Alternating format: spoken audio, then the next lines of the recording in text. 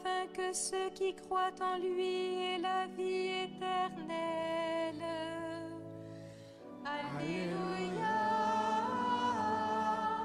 Alléluia, Alléluia.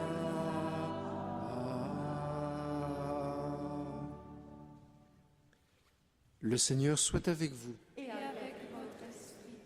Évangile de Jésus-Christ selon saint Jean. Gloire à toi, Seigneur. En ce temps-là, Jésus disait aux foules, « Tout ce que me donne le Père viendront jusqu'à moi. Et celui qui vient à moi, je ne vais pas le jeter dehors. Car je suis descendu du ciel pour faire non pas ma volonté, mais la volonté de celui qui m'a envoyé. Or, telle est la volonté de celui qui m'a envoyé, que je ne perde aucun de ceux qu'il m'a donnés, mais que je les ressuscite au dernier jour. Telle est la volonté de mon Père, que celui qui voit le Fils et croit en lui ait la vie éternelle. Et moi, je le ressusciterai au dernier jour. Acclamons la parole de Dieu. Louange à toi, Seigneur Jésus.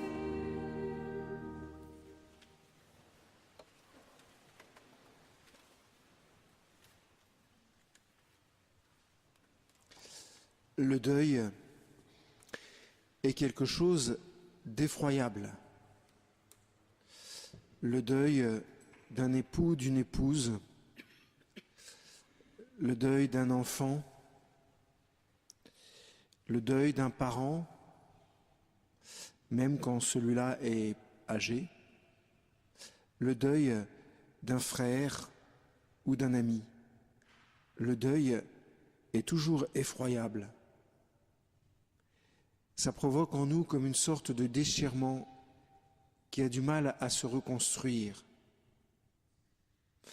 Et pourtant, les psychologues le disent, il faut faire le deuil. C'est intéressant comme expression. Parce qu'en l'occurrence, il ne faut pas faire le deuil, il faut faire la vie. Il faut recoudre la vie, retisser la vie après la déchirure. Remarquez que dans notre existence, depuis le jour où nous sommes nés, nous sommes morts déjà pas mal de fois.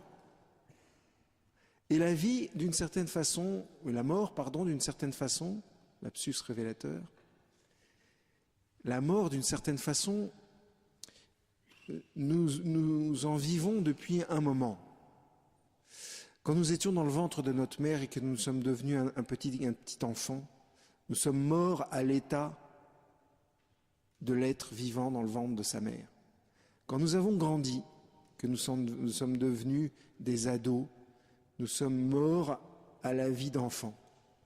Quand nous avons grandi et que, encore, nous sommes devenus de jeunes adultes, alors nous sommes morts à la vie d'adolescents. Et ainsi de suite. Et un jour, nous devenons des vieux adultes, et il va falloir que nous mourons tout court pour entrer dans la vie éternelle. Et vous voyez, quand le Seigneur nous aime, quand le Seigneur nous donne de vivre cette existence, il le fait dans la perspective de la vie éternelle. Parce que souvent, nous pourrions lui reprocher cette litanie de deuil et cette litanie de mort qui, comme vous l'avez entendu au début de la messe, que le Seigneur ne veut pas. Le Seigneur ne veut pas la mort. Mais de l'autre côté de la mort, il crée la vie. De l'autre côté de la mort, il y a la vie. Et en traversant la mort, je peux vivre. Et Thérèse de l'Enfant Jésus dit qu'elle ne meurt pas, mais qu'elle entre dans la vie. Et si nous faisons cette petite expérience, qu'au lieu de penser à la mort comme une fin, nous essayons de penser ou de demander cette grâce de penser à la mort comme un moyen, alors l'obscurité de la mort pâlit. Alors il y a une sorte d'aurore qui arrive. Il y a quelque chose de plus doux qui arrive. Si au fond de notre cœur naît la certitude que la mort n'est au fond qu'un moyen et jamais une fin. Pour le bon Dieu, c'est vrai qu'il va falloir que nous mourions à pas mal de choses. Parce qu'au ciel, on y rentre pauvre, on y rentre nu.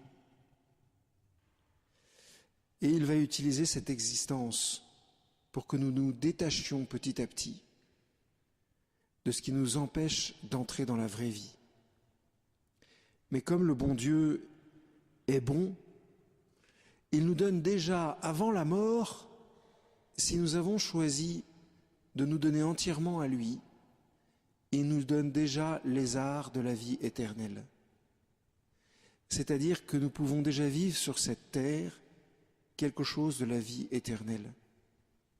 Thérèse de l'Enfant Jésus, je crois que c'est dans le carnet C, vers la fin, a une sœur qui lui disait « Mais c'est terrible, qu'allez-vous demander, alors qu'elle est en train de mourir, qu'allez-vous demander au bon Dieu quand vous allez arriver au ciel ?» Et Thérèse répond « Pour ce qui est du ciel, j'ai déjà tout. » Incroyable. Alors qu'elle est dans la nuit de la foi, alors qu'elle va mourir d'une maladie très douloureuse, la tuberculose, pour ce qui est du bon Dieu, j'ai déjà tout. Vous vous rendez compte?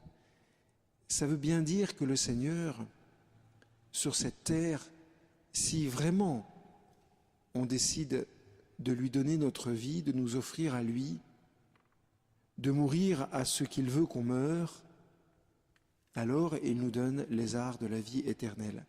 Alors, plus précisément, qu'est-ce que c'est que les arts de la vie éternelle? Je ne suis pas assez vieux ni assez saint pour vous dire autre chose qu'une sorte de joie profonde et très simple, qui sait que nous sommes aimés d'une façon immense et que ça ne s'arrêtera jamais. C'est une sorte de certitude immense et très très profonde, mais en même temps très très simple. Et quand cette certitude est ancrée dans notre cœur, elle provoque inévitablement de la louange. Cette certitude provoque de la louange. Je pense que certains d'entre vous se reconnaissent ce qu'ils vivent.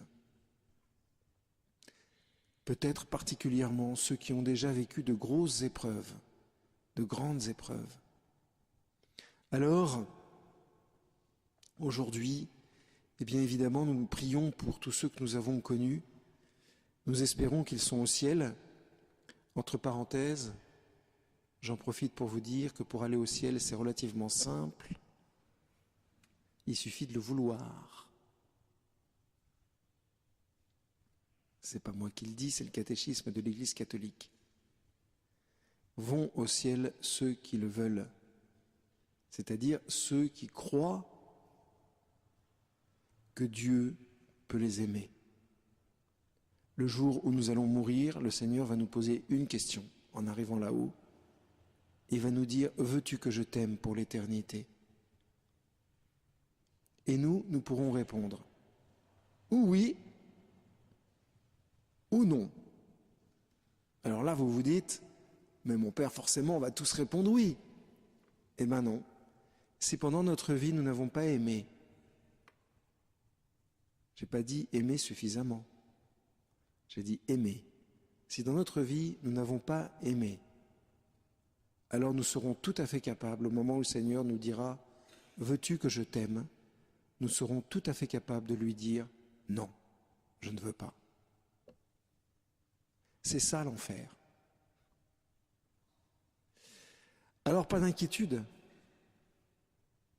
La vérité, c'est pas d'inquiétude, parce que le Seigneur nous a sauvés. Et n'oubliez pas que le Seigneur fait tout, absolument tout, pour que nous soyons tous sauvés. Et là, il y en a qui se disent peut-être, alors le Père ne croit pas à l'existence de l'enfer.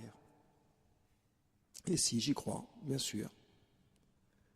L'enfer existe. Mais si nous voulons Dieu, nous aurons Dieu. Si nous voulons Dieu, nous aurons Dieu. Alors aujourd'hui, eh bien, confions tous ceux que nous avons aimés et qui sont morts au Seigneur. Prions particulièrement pour les âmes du purgatoire, parce que par notre prière aujourd'hui, beaucoup sont délivrés du purgatoire. Et puis ensuite, ayons confiance, parce que le Seigneur a vaincu la mort. Amen.